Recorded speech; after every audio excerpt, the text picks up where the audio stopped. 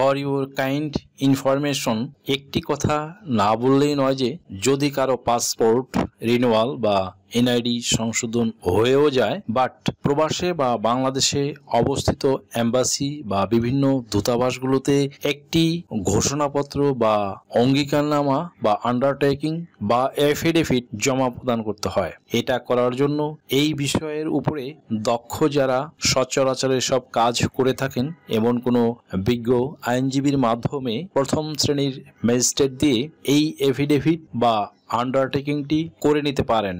And then হচ্ছে যে অনেকের প্রয়োজন হয় as well as law and foreign ministry থেকে অ্যাপোস্টিল করে নেওয়ার। সেই ক্ষেত্রে বেশিরভাগই সমস্যায় পড়ে গিয়ে আমাদেরকে ফোন করে থাকেন। সাধারণত 100 টাকা করে 3টি নন জুডিশিয়াল স্ট্যাম্পে এই কাজটি ইংরেজিতে সুসম্পন্ন করতে হবে। সকলের সুস্বাস্থ্য কামনা করে এখানেই শেষ করছি। আল্লাহ হাফেজ।